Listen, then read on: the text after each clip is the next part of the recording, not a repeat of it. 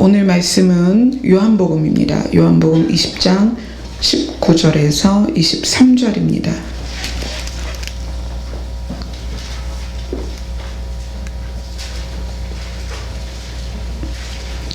지난 주일 오후 예배 본문이 이거였죠? 똑같았죠? 그때 들은 말씀 다 잊어버리셨죠? 네, 이제 오늘 새로운 마음으로 들으시길 바랍니다. 본문이 이렇게 똑같이 되는 게 이게 약속한 게 아니라 우연하게 이렇게 된 거예요. 네. 오늘 제목은 숨을 내쉬며 이르시되 성령을 받으라. 예수님께서 무덤에서 살아나시고 안식 후 첫날 저녁에 제자들이 모인 곳에 나타나셔서 일어난 일입니다. 자, 19절부터 23절까지 같이 읽겠습니다. 시작.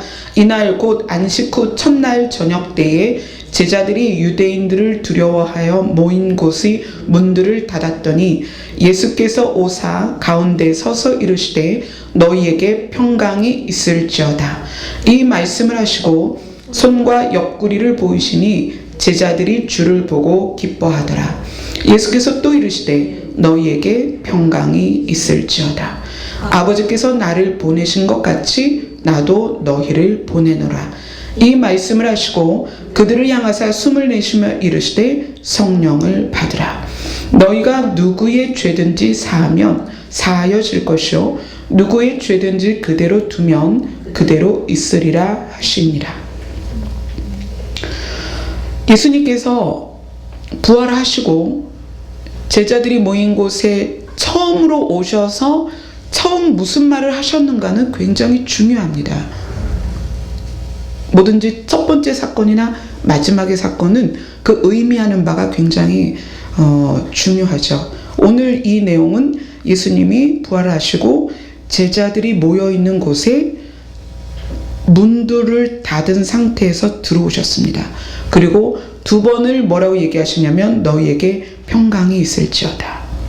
자, 첫 번째 평강을 제자들에게 이야기하신 것은 왜 그러셨냐면 제자들이 혼란스러운 거예요.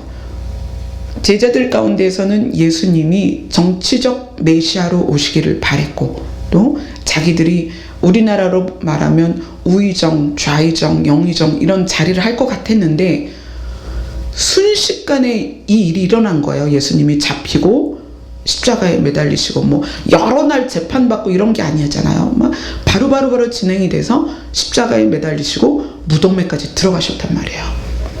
그런 상황에서 제자들이 두 가지 마음의 교차를 하는 거예요. 하나는 이게 뭐지?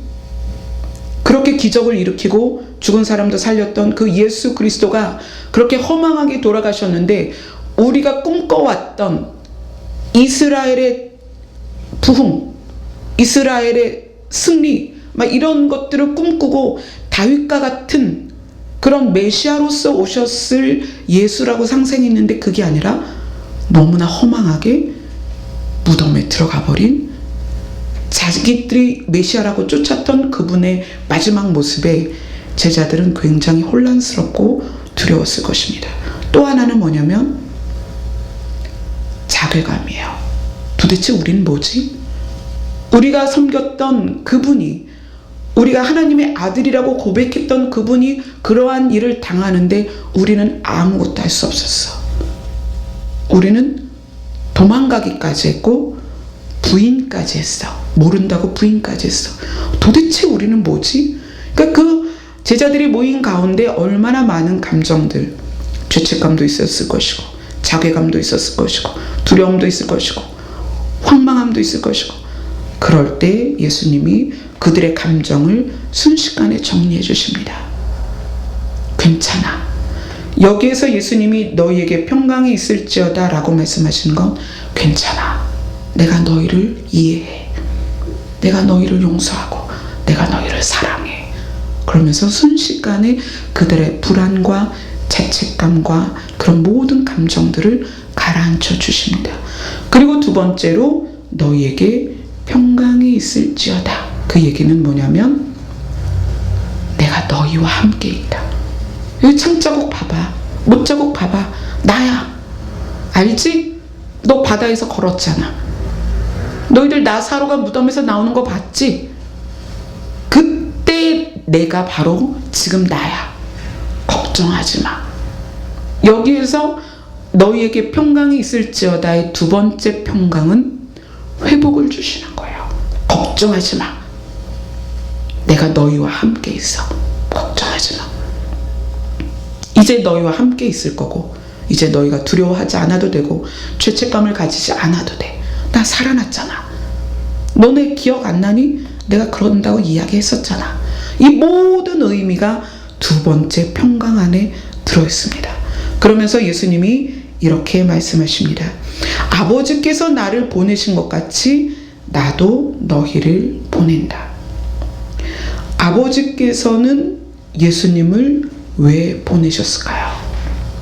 자, 예수님이 십자가에 달리시기 전에, 그리고 잡히시기 전에 하셨던 이야기와 지금 예수님이 처음 제자들을 만났을 때 했던 이야기가 며칠밖에 차이가 안 나거든요. 그래서 우리가 17장을 가서 봐야 합니다. 예수님이 제자들에게 뭐라고 말씀하셨는지. 17장 3절입니다. 예수님이 잡히시기 전에 기도를 하십니다. 이 기도를 제자들이 다 함께 들었죠. 왜냐하면 이렇게 기도하시고 뭐라고 그러셨어요? 예수님이 자, 가자. 그러고 가셔서 잡히셨거든요. 그러니까 이 기도를 제자들이 다 들었단 말이에요. 자, 17장 3절에 예수님이 뭐라고 기도하셨느냐 같이 읽겠습니다. 시작. 영생은 곧 유일하신 참 하나님과 그가 보내신 자 예수 그리스도를 아는 것이니이다. 17장 1절부터 제가 읽어드릴게요. 예수님이 이렇게 기도하세요. 아버지, 때가 이르렀습니다. 아들을 영화롭게 하시고 아들로 아버지를 영화롭게 하옵소서. 아버지께서 아들에게 주신 모든 사람에게 영생을 주게 하시려고 만민을 다스리는 권세를 아들에게 주셨습니다. 그리고 그 영생이 뭐냐? 하나님이 그가 보내신 자 예수 그리스도를 아는 것이 영생입니다. 라고 이야기를 하시는 거예요. 그러면서 예수님이 제자들에게 딱 나타나셔서 그렇게 말씀하시는 거죠. 얘들아, 평강해라. 그리고 아버지께서 나를 보내신 이유는 나를 사람들이 믿고 하나님이 나를 보내셨다는 것을 믿고 그들을 영생을 얻게 하기 위하여 아버지께서 나를 보내신 거야. 이제 내가 너희를 보낸다. 아버지께서 나를 보내신 것 같이 나도 너희를 보낸다는 그 의미는 뭐냐면, 그러니까 너희도 이제 가서 사람들이 하나님이 예수님을 이 땅에 보내셔서 십자가에서 죽게 하시고 다시 살아나게 하셔서 그분을 믿으면 너희들이 영생을 얻는다라는 것을 증거하라는 거예요. 아버지께서 예수님을 보내신 것, 그것은 영생을 이루기 위하심입니다. 그래서 예수님이 제자들을 보내시는 것도 영생을 사람들에게 알게 하려 하심입니다. 17장 19절을 한번 보세요.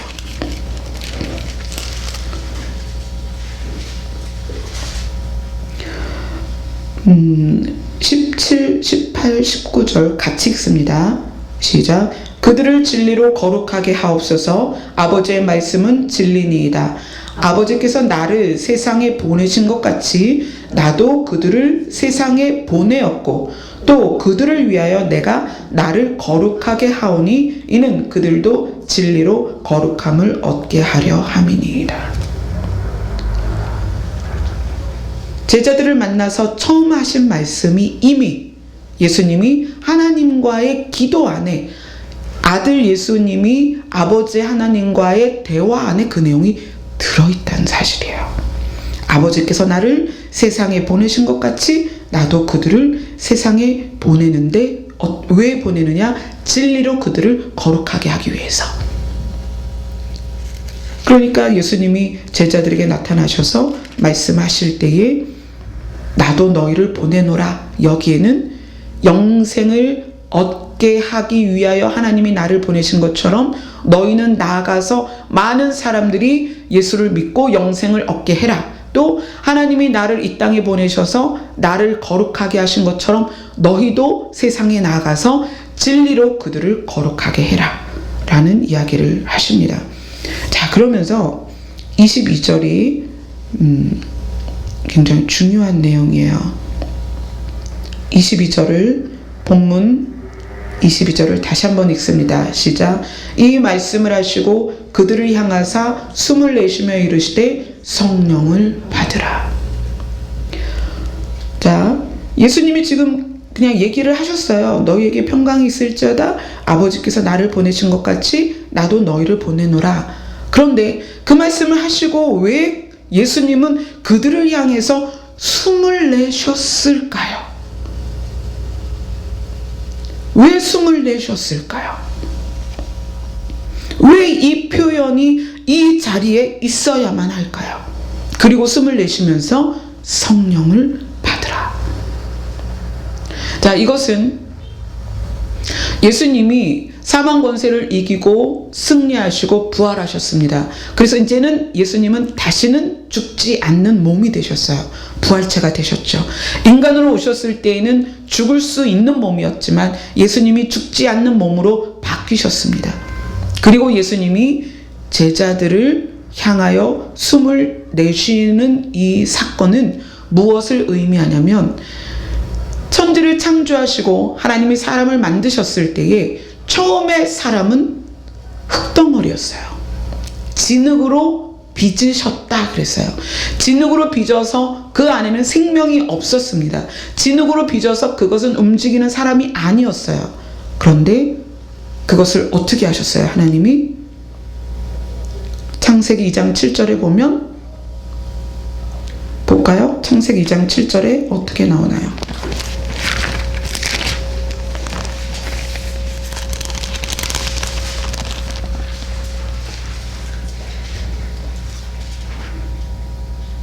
이 장 7절 같이 읽습니다. 시작.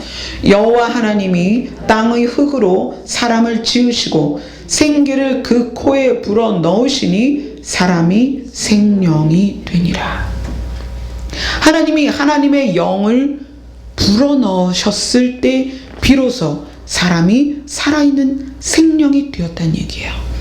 예수님은 지금 거기에 있는 제자들을 어떻게 지금 대하고 있느냐면 죽은 자로 대하고 있습니다. 죽은 자로.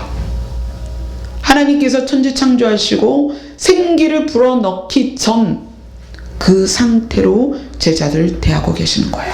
그리고 그 제자들에게 숨을 내쉬면서 성령을 받아라.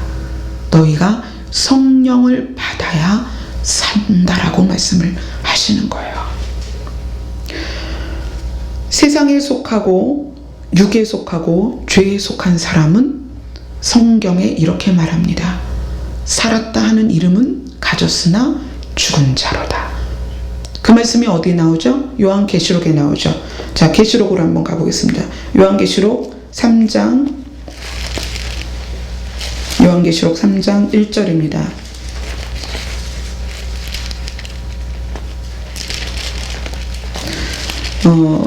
일곱 교회 이야기가 쭉 나오죠. 그런데 3장 1절에 4대 교회를 향하여 이렇게 이야기를 하십니다. 자, 3장 1절을 같이 읽습니다. 시작. 4대 교회의 사자에게 편지하라. 하나님의 7 영과 7 별을 가지신 이가 이르시되 내가 내 행위를 아노니 내가 살았다 하는 이름은 가졌으나 죽은 자로다. 성령을 받기 전에 제자들은 죽은 자입니다. 살았다 하는 이름은 가졌으나 죽은 자예요. 왜 죽은 자입니까? 그들이 성령으로 충만했다면 예수님을 떠나지도 않았을 거고 예수님이 십자가에 못 박히셨을 때 그의 살아나심을 확신하고 있었을 거예요. 그런데 어느 누구도 예수님 곁에 머물러 있지 않았습니다. 떠났어요. 자기의 생업을 쫓아갔습니다. 예수님을 3번이나 부인했고 다 두려워서 문을 잠그고 어찌할 바를 몰랐습니다. 그래서 예수님은 그들에게 말하시는 거예요. 너희의 행위를 봐라. 너희는 살았다 하는 이름은 가졌으나 죽은 자로다. 이제 너희가 살아나는 방법은 너희는 이미 세상에 속했고 죄에 속했고 육에 속해 있기 때문에 너희의 생명으로는 너희를 살릴 수 없다. 이제 하나님의 하나님의 영을 너희가 받아야 다시 살 수 있다. 그래서 예수님은 예전에 가르치실 때 거듭남에 대해서 가르치셨습니다. 너희가 물과 성령으로 거듭나지 않으면, 다시 태어나지 않으면, 다시 살지 않으면 그 얘기를 하셨던 거예요. 그래서 이 시간에 제자들을 향하여 숨을 내쉬면서 얘들아 성령을 받아야 돼. 너희는 살았다 하는 이름은 가졌으나 지금은 죽은 자야. 너희가 성령을 받아야 너희가 살고, 성령을 받아야 내가 너희를 세상에 보낼 때에 너희도 다른 사람을 살릴 수 있다는 거예요. 예수님이 십자가에서는 죽으셨습니다. 죽으셨어요. 진짜 생명이 끊어지셨어요. 다른 강도들은 다리를 꺾어서 완전한 죽음까지 이르렀지만 예수님은 다리를 꺾기 전에 이미 운명하셨다라고 얘기를 해요. 예수님은 죽으셨습니다. 그러나 그에게 하나님은 새 생명을 주셨고 부활하셨습니다. 부활하신 예수님이 제자들을 향해서 이제 정말 정정당당하게, 정말 그들에게 이렇게 말씀하시는 거예요. 이제 너희도 나처럼 다시 살아나라. 나 봤지? 십자가에서 창에 찔렸던 자국, 못에 박혔던 자국 봤지? 내가 죽었다가 살아났어. 이제 너희도 다시 살아나야 돼.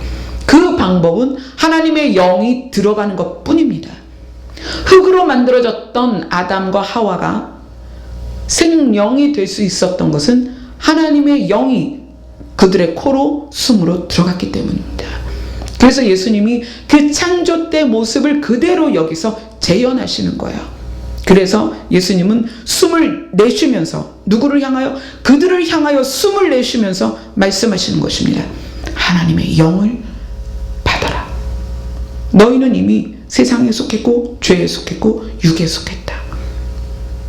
죽은 자는 죽은 자를 살릴 수 없습니다. 그러니까 예수님의 제자 중에 그런 일이 있었잖아요. 장례를 치르고 갈게요 그랬더니 예수님 뭐라 그러세요? 죽은 자는 죽은 자로 장사를 치르게 하고 너는 나를 따르라 말씀하셨습니다. 이 땅의 모든 사람은 이미 죽은 자입니다.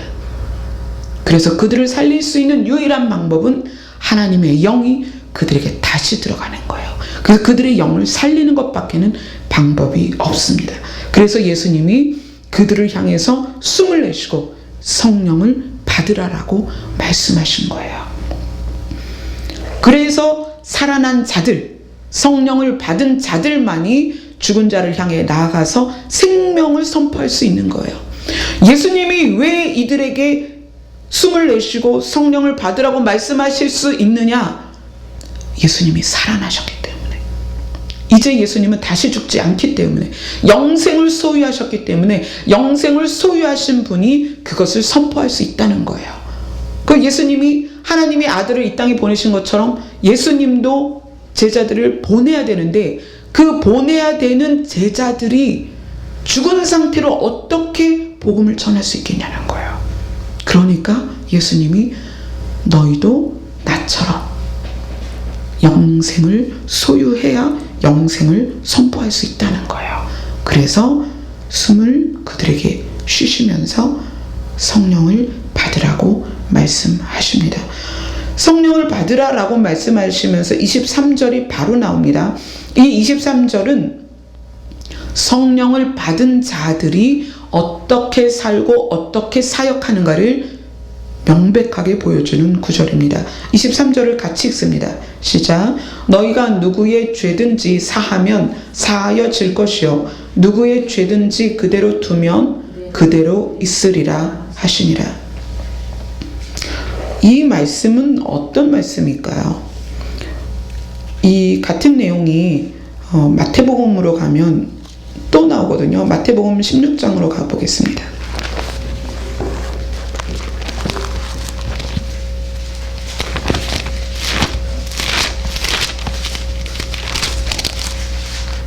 마태복음 16장 19절.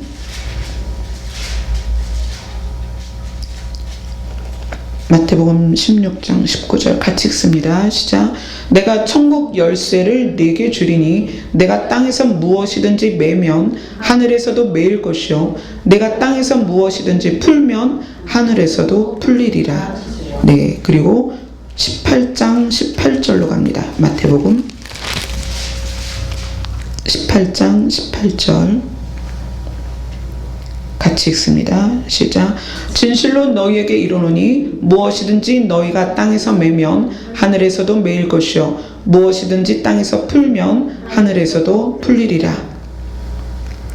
이 말씀은 우리가 주기도문과 연결해서 생각을 해야 합니다. 주의 기도문을 예수님이 제자들에게 가르치시면서 이렇게 얘기하십니다. 너희는 너희에게 죄 지은 자를 용서해 줘라. 그러면 하나님도 너희의 죄를 용서해 주실 거야 라고 말씀하시면서 빚을 탕감받는 종과 그 종에게 또 빚을 진 종에 대한 관계를 예로 들어서 설명을 해 주십니다. 왕이 종의 그 빚을 탕감을 해줘요. 엄청난 빚을. 근데 이 사람은 자기에게 빚진 자의 빚을 탕감을 안 해주는 거예요. 그러니까 왕이 화가 나서 이 사람을 다시 감옥에 넣죠. 주의 기도문과 그 부분과 오늘 예수님이 제자들을 향해서 너희가 성령을 받아야 영생을 얻는다라고 숨을 내쉬며 말씀하시고 이 말씀하십니다. 너희가 누구의 죄든지 사하면 사하여질 것이요 누구의 죄든지 그대로 두면 그대로 있으리라. 성령 받은 사람의 삶, 이것은 화해와 용서의 삶을 살아야 된다는 얘기예요. 자, 봅시다. 우리는 회개라는 것을 내가 하나님과의 관계 안에서 늘 진행되는 과정이에요. 그죠? 내가 죄를 지으면 꼭 하나님께 회개를 하고 하나님께 죄사함을 받죠. 그런데 성경에서는 그것만 있는 게 아니다. 사람과 사람 사이에 문제가 있을 때 반드시 사람에게 용서를 구하라고 이야기를 합니다. 그리고 누구든지 너에게 용서를 구하면 어떻게 7번 70번까지라도 용서를 해주라는 거예요. 자, 이것은 우리가 삶을 살아가면서 우리는 두 가지 종류를 죄를 짓습니다. 하나는 사람과 사람 사이에서 죄예요. 그리고 하나는 사람과 하나님 관계 안에서 죄예요. 근데 사람과 사람 사이에서의 죄가 있을 때 그것을 우리 안에서 해결할 수 있는 근거를 지금 제시하시는 거예요. 너희가 세상에 나가서 사람과의 관계 안에 그 사람이 너에게 잘못했는데 그 사람이 와서 너에게 죄를 구하면 너희는 용서를 해주라는 거예요. 용서를 해주면 네가 용서해 준 걸 보고 하나님도 그의 죄를 용서를 해주시겠다는 거예요. 자, 성령 받은 사람이 사람의 죄를 용서하지 않으면 어떻게 되냐면 그 사람에게 죄 짐을 지고 계속 살게 하는 거예요. 이건 무슨 의미냐면 예수님이 그렇게 말씀하십니다. 너희는 너희의 짐을 가지고 나에게 와라. 내 짐은 가벼워. 내 멍에는 가벼워. 그리고 내가 너희를 편히 쉬게 하리라. 영생을 소유하신 예수님은 우리에게 쉼을 주십니다. 그러면 성령이 임해서 성령으로 거듭난 사람은 사람과의 관계 안에서 상대에게 쉼을 줄 수 있어야 된다는 얘기예요. 그것이 어떤 방법이다? 그 사람이 나에게 어떤 잘못을 하든지 내가 그를 용서하면 그의 죄, 그러니까 우리 관계 안에서 지은 잘못, 그거에 대한 것을 하나님께서 따지지 않겠다는 거예요. 그럼 그는 죄 짐을 벗은 거예요. 단순히 내가 용서했는데 그는 죄 짐을 벗는 거예요. 어떻게 되는 거예요?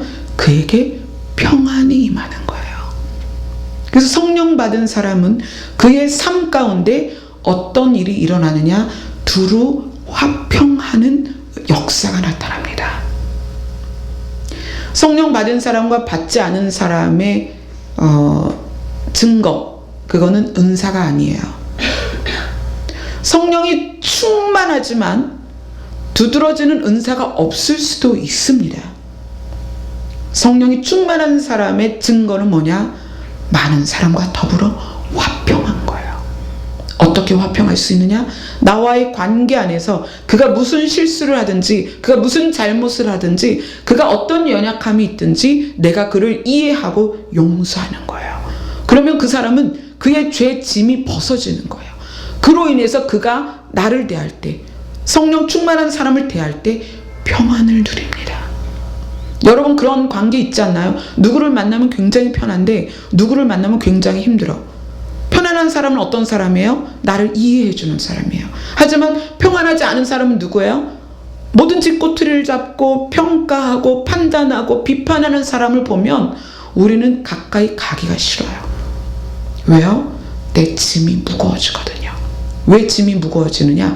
그 사람에게는 내가 무엇을 하든지 그것이 잘못이고 그것이 눈에 거슬리기 때문에 나는 죄짐이 자꾸 많아지는 거예요. 그 사람 앞에서. 성령 받은 사람은 나와 관계하는 모든 사람의 죄짐을 덜어줍니다. 가볍게 해줍니다. 그래서 성령 받은 사람의 특징은 주변 사람들이 그에게 가서 안식을 얻습니다. 예수님이 영생을 소유하고 제자들에게 나타나서 평강을 비르십니다. 너에게 평강이 있을지어다. 너희의 모든 죄, 너희가 잘못했던 모든 것, 연약함 내가 이해한다. 용서한다. 그리고 예수님께서 다시 말씀하시는 거예요. 너희에게 평강이 있을지어다. 내가 이제 너희와 함께 할게. 내가 너희를 도와줄게. 그렇게 하실 수 있는 것이 우리도 가능하다는 거예요. 어떻게? 너희가 성령을 받아라.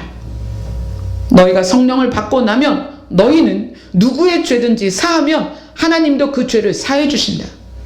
그러나 너희가 그 죄를 그대로 두면 하나님도 그 죄를 그대로 두실 것이다.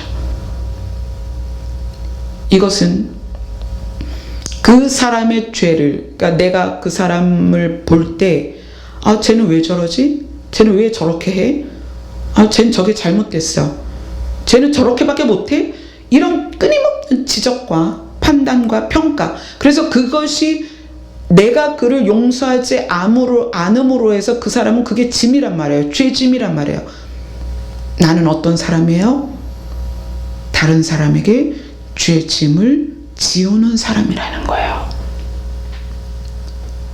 나는 어떻게 될까요? 아버지 앞에 가서 그것에 대하여 판단을 받게 될 것입니다. 여러분은 어떠신가요? 여러분은 여러분을 만나는 사람들에게 너그럽고 이해하고 용서하고 포용하고 그들의 모든 부분 연약한 것들을 용서해 주실 수 있나요? 이것이 예수님이 부활하시고 처음 제자들에게 나타나셔서 성령 받은 자의 모습은 이거다라고 지금 말씀하시는 거예요.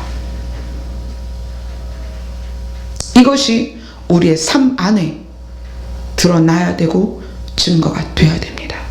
여러분 성령 받은 것을 은사로 기적으로 방언하는 것으로 그렇게 증명하지 마세요. 은사는 단순히 선물이에요.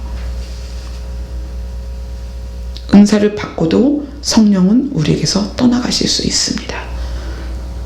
예수님이 오늘 우리에게 말씀하시는 것은 너희가 성령을 받으면 너희는 누구의 죄에 대하여든 너희에게 죄 지은 자에 대하여 용서하고 그의 죄짐을 벗겨주라는 거예요.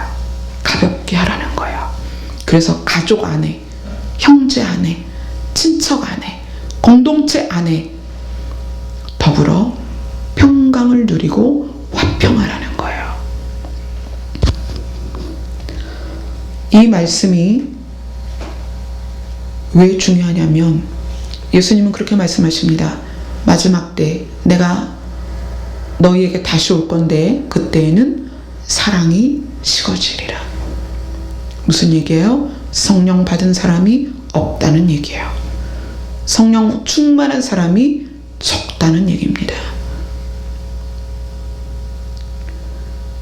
우리는 겉으로 은사나 능력으로 성령 받은 사람을 찾으려고 하지 마세요.